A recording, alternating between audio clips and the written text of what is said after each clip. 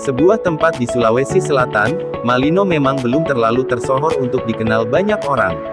Mereka yang hobi traveling dan piknik ataupun berwisata, Malino menawarkan tempat-tempat indah untuk dieksplorasi.